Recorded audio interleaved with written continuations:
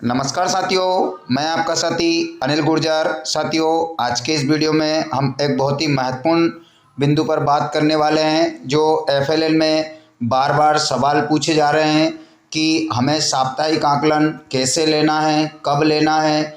तो साथियों, मैं आपको बता दूं, इस शैक्षणिक सत्र में पूर्ण रूप से हमें आवधिक आकलनों के अलावा किसी भी प्रकार का रिकॉर्ड रखने की आवश्यकता नहीं है, न ही आकलन की ज़रूरत है। साथियों, जो साप्ताहिक आकलन गणित विषय में जो कि रचनात्मक आकलनों के नाम से पिछले वर्ष लिए गए थे, वो रचनात्मक आकलन के प्रपत्र हम लोग जो है उद्देश्यों को ढूंढकर बनाते थे।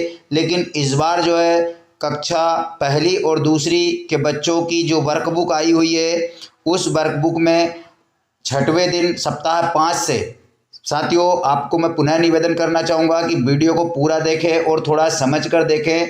सप्ताह 5 से गणित विषय में कक्षा 1 और कक्षा 2 के जो बच्चे हैं उनकी जो वर्कबुक है, उनमें प्रत्येक सप्ताह के 6वें दिन एक आकलन प्रपत्र लगा हुआ है। बस वहीं पर हमें बच्चे की गतिविधि कराना है और वही बच्चे का रिकॉर्ड रहेगा। हमें अलग से किसी भी प्रकार के रिकॉर्ड बनाने की आवश्यकता नहीं है। तो यहाँ पर जो आप स्क्रीन पर देख रहे हैं, इसमें साप्ताहिक शिक्षण योजना दी गई है, हमें किस प्रकार से कार्य करना है।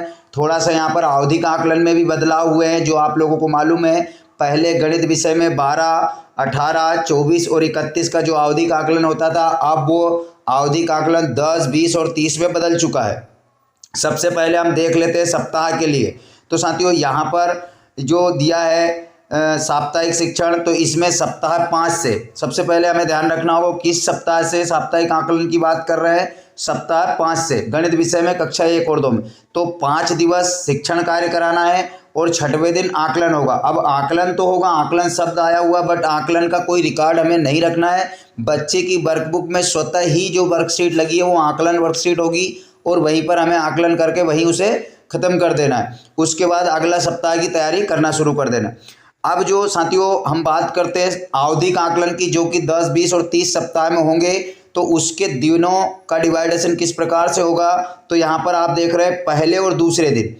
जैसे मान लीजिए 10वां सप्ताह आया, जैसे ही हमने 9 सप्ताह तक अध्यापन कार्य कराया, 9 सप्ताह के अंतिम दिवस तक 10वां सप्ताह आया, तो 10वें सप्ताह का पहला और दूसरा दिन क्या करना है कि हमने जो 1 से 9 सप्ताह तक बच्चों को पढ़ाया है, उस पढ़ाई में उसकी पुनरावृत्ति कराना है। जो कठिन बिंदु थे उनकी पुनरावृत्ति कराना है। 10वें सप्ताह के तीसरे दिवस बच्चों का आकलन लेना है, बुक जांच करना है, उसके बाद ट्रेकर भरना है। साथ ही तीसरे दिन इतने कार्य करने के बाद में यहाँ पर अब जो अगले 3 दिवस रहेंगे, 4, 5 और 6, तीनों ही दिवस में जो कठिन बिंदु थे, जो उद्देश्य बच्चों के रह गए थे, उनके 2 ग्रुप बना करके, एक प्रतिभाशाली ग्रुप और एक पुनः शिक्षण योग्य ग्रुप बनाकर उनकी पढ़ाई करवाना है, जो उद्देश्य कमजोर रह गए। लेकिन कहीं भी हमें 6वें दिन ट्रेकर अपडेट करने की आवश्यकता नहीं है और ना ही किसी प्रकार से 6वें दिन आकलन लेने की आवश्यकता है। मतलब आकलन बच्चों का एक ही बार होगा, जो कि तीसरे दिन होगा। उसके बाद 4-5 दिन में जो उद्देश्य कमजोर है, केवल हमको पढ़ाते भर जाना है, बाद में ना कि बच्चों का पुनः आकलन लेना है, ना ही ट्रेकर करना। जैसे कि आप नीचे साथियों नोट में देख भी रहे शिक्षण। और यहाँ पर साथियों एक और बात बता दूं मैं आपको कि अब केवल 30 सप्ताह यहाँ पर रह चुके हैं। 31 और 32 सप्ताह आवश्यकता अनुसार शिक्षक चाहे तो पुनरावृत्ति करा सकते हैं, वरना अब जो है 32 सप्ताहों की जगह 30 सप्ताह ही कार्य करना है। तो साथियों इस प्रकार से यहाँ पर इस PDF को आपने समझा है। अब मैं बात करूँ साथियों कि केवल हमें आवधिक आकलन के रिकॉर्ड बनाना है, वो भी कहीं से ट्रेकर आदि खरीदने की आवश्यकता नहीं है।